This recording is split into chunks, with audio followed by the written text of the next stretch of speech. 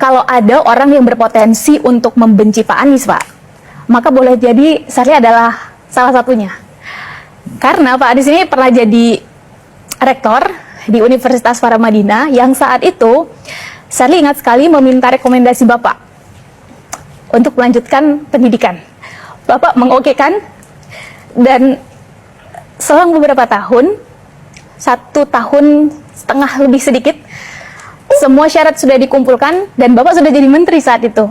Ketika semua syarat sudah cukup, saya minta ke Bapak dan Bapak menolak itu, Pak. Alasannya adalah khawatir itu akan jadi tindakan yang tidak integritas terhadap posisi Bapak. Awalnya saya sangat kecewa. Itu kan ucapan Pak Anies sendiri, Pak. Sampai akhirnya waktu berlalu, saya mendapat ini bukan hanya kekecewaan, ini bukan hanya terjadi pada 1-2 orang, melainkan bahkan pada orang-orang terdekat Bapak. Karena Bapak sulit sekali diajak cawe-cawe, Bapak sulit sekali diajak bagi-bagi kekuasaan. Dan akhirnya saya sampai pada titik, ternyata politik itu bisa bermoral ya. Dan pertanyaan saya adalah, ketika justru orang terdekat kita itu punya potensi untuk menjadi pembenci kita, bagaimana sosok Pak Anies Baswedan ini memaintain kesalahpahaman, kebencian, atau hal-hal yang berpotensi justru untuk menusuk Bapak dari belakang. Karena boleh jadi ke depan setelah proses ini akan ada amanah baru, akan ada tanggung jawab baru, atau kegiatan-kegiatan sosial baru yang justru jauh lebih besar untuk Bapak. Bagaimana Bapak memaintain itu? Tepuk tangan dulu buat Sherly. Ya, makasih. Jadi ketika kita memegang kewenangan, maka kita harus memastikan bahwa kewenangan ini digunakan dengan benar. Ketika saya menuliskan sebuah statement rekomendasi, saya belum punya jabatan, itu adalah saya sebagai pribadi. Ketika saya memegang jabatan, maka yang menulis itu adalah jabatannya. Dan itulah yang kemudian saya jaga, supaya proses integritas itu muncul. Tapi memang ketika keputusan-keputusan itu dibuat, sering membuat orang merasa, lah buat apa punya kekuasaan kalau nggak dirasakan manfaat oleh lingkar-lingkar terdekat. Saya bilang kewenangan itu harus dirasakan oleh semua. Dan harus ada usaha menjaganya. Memang itu kemudian sering menimbulkan perasaan tidak nyaman, sering menimbulkan perasaan karena kebiasaan kita, kalau sudah dapat kewenangan, ya kewenangan itu dipakai dengan bukan sewenang-wenang, tapi ya dengan bebas gitu. Saya ingin menjaga itu.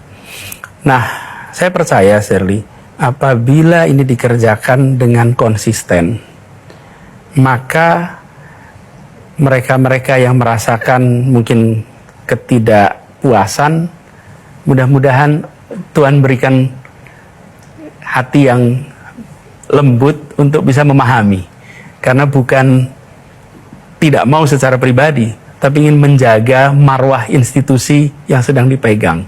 Saya ingin sampaikan terima kasih, apresiasi, karena seperti Sherly ini adalah seorang anak dari Aceh yang mendapatkan beasiswa di Paramadina untuk kuliah selama 4 tahun dengan full scholarship dan highly selected. Jadi sedikit sekali yang bisa dapat beasiswa ini sampai tuntas, dan selesai itu dia menjadi anak muda yang berpengaruh di generasinya. Saya termasuk yang sangat bangga, dan saya lebih bangga lagi. Kenapa?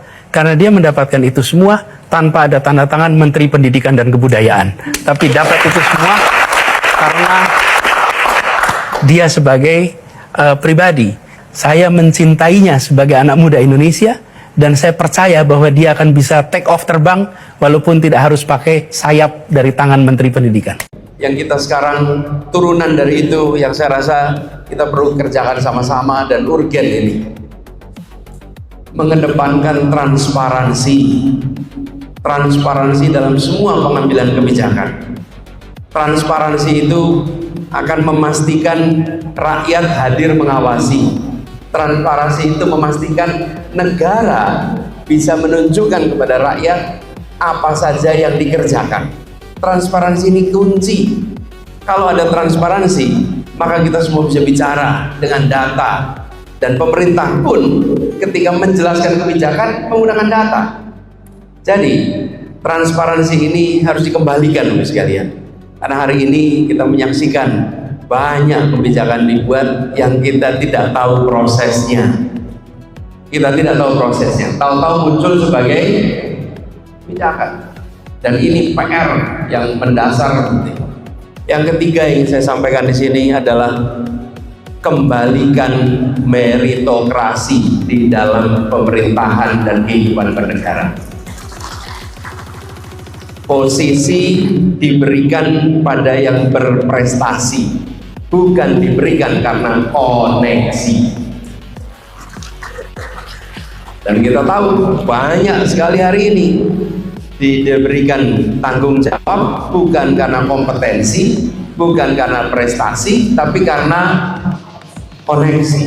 Kapan negeri ini maju kalau tugas-tugas publik diberikan kepada orang-orang yang kompetensinya tidak nyambung, apalagi kompetensinya di bawah standar, diiringi dengan koneksi yang kuat. Akhirnya negara tidak bekerja untuk kepentingan publik, tapi negara bekerja untuk kepentingan koneksi-koneksi yang ada. Halo teman-teman, berjumpa bersama saya di Politik Dangi. Ya, menarik sekali bagaimana seorang anak muda bernama Sherly Anavita ya, yang sedang viral juga teman-teman, ini terkait dengan bagaimana ia bersikap vokal ya, mengkritik pemerintah lantaran menurutnya pemerintah lamban menetapkan bencana alam di Sumatera bahkan Aceh ini menjadi bencana nasional ya. Ya, kritikan Sherly Anavita ini menambah sejumlah figur ya yang mendesak pemerintah untuk melakukan status bencana nasional, teman-teman. Kalau kita flashback ke belakang ya, bagaimana dan siapa sebenarnya Anavita ini, teman-teman, atau Sherly Anavita ini? Ternyata ya, Sherly Anavita ini adalah seorang anak muda yang sangat cerdas, teman-teman. Beliau ternyata mempunyai kedekatan juga dengan Anies Baswedan. Bagaimana Sherly ini ternyata pada saat Anies menjadi Menteri Pendidikan ya, Sherly ini pernah mengajukan proposal kepada Anies Baswedan ya. Dan pada saat itu Sherly ya ingin meminta tolong Anies Baswedan, teman-teman, terkait dengan apa yang ia ajukan. Yang menjadikan Sherly kagum terhadap Anies adalah ketika Anies ya tidak mau menggunakan wewenangnya kepada hal yang kurang tepat pada saat itu, dan hal itu membuat Sherly kecewa ya, sempat kecewa kata Sherly. Namun setelah ia berpikir bahwa ternyata politik itu bisa digunakan untuk sesuatu hal yang baik ya, kata Sherly. Dan itu Sherly buktikan dengan Anies Baswedan, kualitas Anies Baswedan. Nah, disinilah bisa terlihat ternyata Sherly ini ya, atau Anies, teman-teman ya, ternyata mempunyai kualitas yang luar biasa. Sherly membongkar sifat asli Anies yang sangat mempunyai integritas ya dalam bekerja. Ini adalah hal yang sangat hebat dan luar biasa, teman-teman.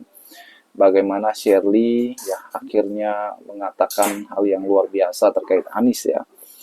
Kedua tokoh ini, teman-teman, ya terpaut usia yang sangat jauh, tapi pemikiran Anies dan Sherly ini ya patut dicontoh sebagai intelektual tinggi yang sangat cerdas, berani, bahkan tidak segan-segan mengkritik pemerintah jika ada program-program hal-hal yang menurut mereka tidak berkenan kepada kepentingan masyarakat ya. Dan ini adalah hal yang sangat hebat, teman-teman.